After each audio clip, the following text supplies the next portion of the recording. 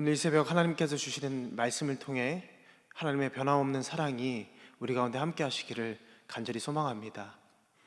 오늘 이 새벽에 하나님께서 주신 말씀은 다니엘 9장 1절로 19절까지의 말씀입니다. 오늘 본문의 말씀은 BC 538년 고레스에 의해서 바벨론이 멸망하게 된 다음 해의 이야기입니다. 이때 다리오 왕이 메데 바사의 왕으로 바벨론에서 통치하기 시작한 때였습니다. 본문의 내용은 다니엘이 책을 통해 여호와께서 이 말씀으로 선지자 예레미야에게 알려주신 그 연수를 깨닫게 되고 또 예루살렘의 황폐함이 70년 만에 그치리라 하신 것을 깨닫게 되는 것입니다. 여기에서 말하는 책은 예레미야서를 이야기를 하고 있는데요, 다니엘은 예레미야를 통한 하나님의 말씀을 읽다가 예루살렘이 회복되는 연수가 1, 2년밖에 남지 않았음을 알게 됩니다. 이에 다니엘은요, 그 깨달음을 통해 무엇을 하냐면 결심하여 금식하며 하나님께 기도하며 간구하였다라고 말씀하고 있습니다. 다니엘이 말씀을 통해 깨닫고 그 회복이 임박했음에도 불구하고 그것을 알면서도 주님 앞에 나아가 기도하는 모습을 오늘 말씀은 우리들에게 비추어주고 있습니다. 하나님을 향해 기도하는 그의 태도를 통해 왜 하나님께서 그를 통해 일하실 수밖에 없었는지 말씀하고 계십니다. 그의 태도를 살펴보면 첫 번째로 다니엘의 기도는요, 하나님의 말씀을 지지하는 기도였습니다. 나라가 갑자기 바뀌어지게 되고 너무나도 중요한 그 시기에 다니엘이 잊지 않고 있었던 것이 한 가지가 있습니다. 그것은 바로 하나님의 말씀을 읽는 것입니다.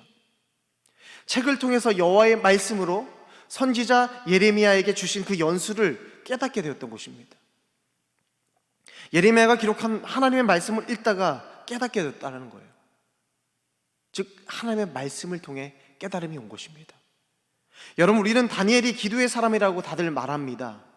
그런데 그가 기도하게 하는 원동력이 무엇이었습니까? 그것은 바로 하나님의 말씀이었습니다. 2절 말씀 우리 함께 읽도록 하겠습니다. 제가 읽겠습니다.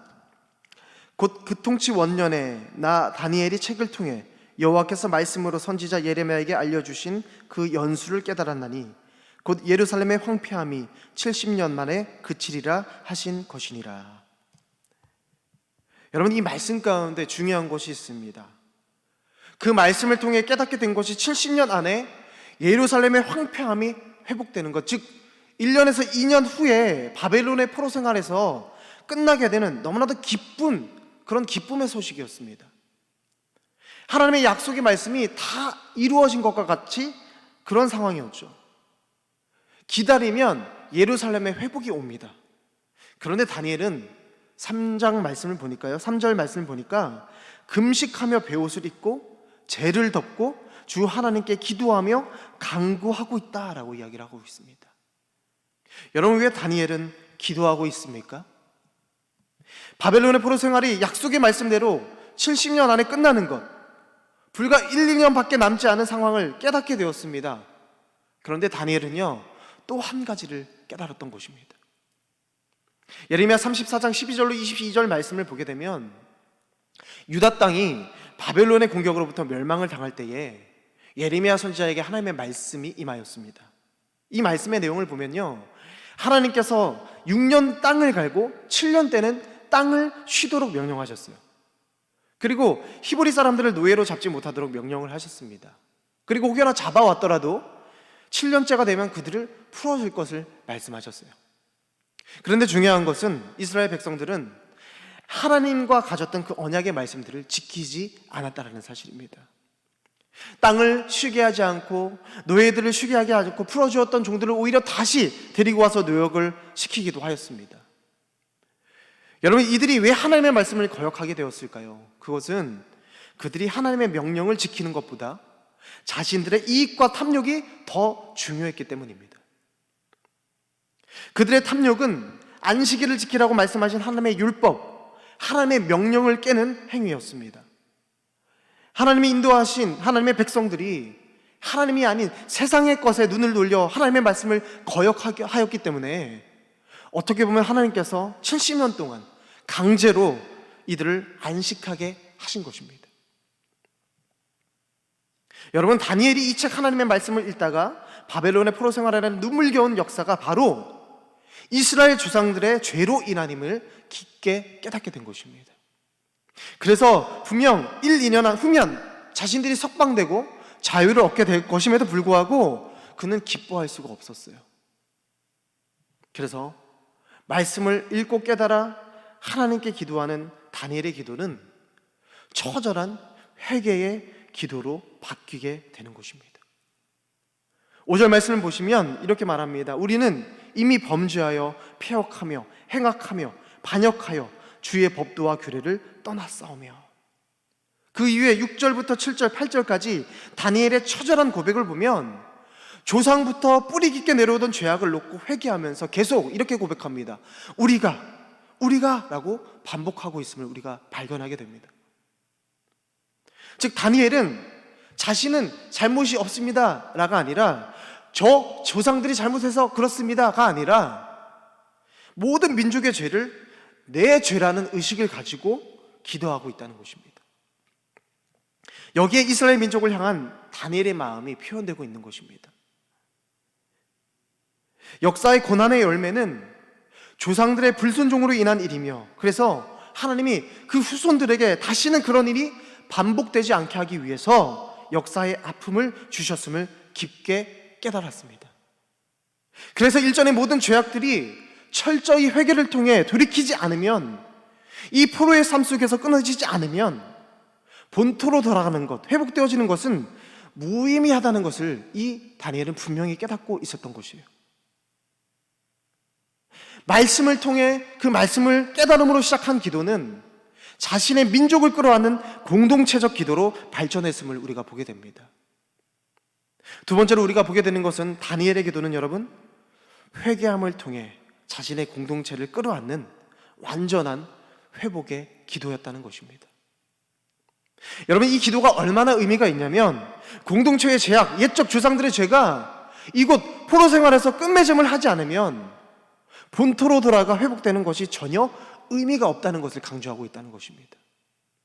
왜 그렇습니까? 여러분, 이것을 해결하지 않고 들어가게 되면요, 또다시 이런 불순종이 생기게 되는 것입니다. 그래서 그의 회개의 기도가 오늘 9장 7절부터 16절까지 계속해서 기도가 되어지고 있는 것입니다. 여러분, 우리가 마지막 세 번째로 다니엘의 기도가 능력의 기도가 될 수 있는 이유는, 다니엘의 기도는요, 하나님의 영광의 회복을 위한 기도였다는 사실입니다. 17절로 19절까지의 말씀을 보면 강조되는 다니엘의 기도가 있습니다. 이것은 자신들에게 초점이 맞춰져 있는 것이 아니에요. 오직 하나님께만 초점이 맞춰져 있습니다. 17절 말씀에 주의 종의 기도와 간구를 들으시고 주를 위하여 주의 얼굴빛을 황폐한 성소에 비추소서라고 말씀하십니다. 19절 말씀 읽겠습니다. 주여 들으소서, 주여 용서하소서, 주여 귀를 기울이시고 행하소서, 지체하지 마옵소서. 나의 하나님이여 주 자신을 위하여 하시옵소서. 이는 주의 성과 주의 백성이 주의 이름으로 일컫는 바 됨이니이다. 여러분, 다니엘의 기도는 이런 기도입니다. 우리 때문에 온천하에 실추된 하나님의 영광과 명예가 다시 한번 회복되기를 원합니다. 그러니까 하나님께서 그 언약의 말씀을 이루시기를 원합니다 라고 말하고 있는 것입니다. 여러분, 다니엘의 기도는 내가 잘 먹고 잘 살고 이 세상에서 잘 되어서 평안함을 얻는 것이 아니라 하나님의 영광을 구하는 기도임을 우리가 보게 되는 것입니다. 여러분, 오늘 우리가 이 다니엘의 기도를 통해 기억해야 할 것이 무엇입니까? 우리의 기도는 하나님의 부르심, 말씀의 부르심에 우리가 응답하는 것입니다. 하나님의 말씀 앞에 이 부르심과 우리의 응답이 만날 때 여러분, 하나님의 나라가 열려지게 되는 것입니다. 마치 이런 것과 같습니다. 예수님께서 이 땅 가운데 오셨을 때 천국이 가까이 왔다고 말씀하셨어요. 그런데 그 말씀에 대한 응답이 무엇입니까? 하나님의 나라를 위해 오신 예수님의 부르심 앞에 우리가 회개함으로 나아가야 그 천국, 그 하나님의 나라가 열매 맺게 된다는 것이에요. 모두가 구원을 받았지만 믿는 자가 하나님의 영생을 누리고 믿고 응답하는 자가 하나님의 백성이 되는 것입니다. 여러분, 지금 이 어려운 시기가 우리에게 하나님의 나라로 가는 발판이 되어지게 될 줄로 저는 믿습니다. 그렇다면 여러분, 지금 우리가 해야 할 일이 무엇입니까? 우리가 해야 할 것은 다니엘과 같이 하나님의 언약의 말씀을 반드시 이루어지는 것임을 믿고 이 땅의 황폐함을 회복시키실 주님을 기대하며 기도하는 것입니다. 주님께서 오늘 우리에게 이 말씀을 주셨다면 여러분, 우리는 이 말씀에 대한 응답을 하나님 앞에 올려드리는 것입니다. 여러분, 지금 이 어려운 시기에 우리가 할 수 있는 것이 무엇이 있겠습니까? 여러분, 이 모든 일들을 우리는 해결할 수가 없습니다. 그러나 우리 하나님은 하실 수 있습니다. 여러분, 말씀 앞에 세밀하게 귀 기울이시길 간절히 소망합니다. 더 나아가 그 진리의 말씀을 붙잡고 간절히 기도하십시오. 지금의 어려움이 저들의 잘못이 아닌 우리가 함께 짊어져야 하는 것임을 깨닫고 하나님께 온전한 기도를 드리십시오. 더 나아가 이 모든 것이 하나님의 영광의 회복을 위한 것임을 고백하며 지금의 어려움을 통해 당신의 영광을 드러내실 하나님을 높여드리며 그 하나님께 반응하는 저와 여러분들의 삶이 되시기를 간절히 축복합니다. 여러분, 기도하시겠습니다. 하나님 아버지, 오늘도 변함없이 하나님의 말씀 주시니 감사합니다. 주신 그 말씀이 다니엘과 같이 우리에게 깨달음이 있는 말씀이 되게 하시어 그 말씀의 약속을 붙잡고 기도하게 하시고 다니엘과 같이 능력의 기도를 드리는 우리 성도들의 삶이 되기를 간절히 소망합니다. 하나님 아버지, 지금은 나라와 교회, 사회적으로 참으로 어려운 시기를 보내고 있습니다. 누구의 잘잘못을 따지며 원망 불평하는 우리들의 삶이 아닌 공동체적 기도가 살아나 이 땅을 위해, 이 기회를 위해 다니엘과 같은 마음으로 함께 기도하길 원합니다. 더 나아가 이 기도를 통해 하나님의 영광이 드러나는 불씨가 될 수 있도록 주님 축복하여 주시옵소서. 오늘을 살아가는 성도들에게 주님만이 능력과 힘이 되어 주실 것을 믿고 예수님의 이름으로 간절히 기도합니다. 아멘.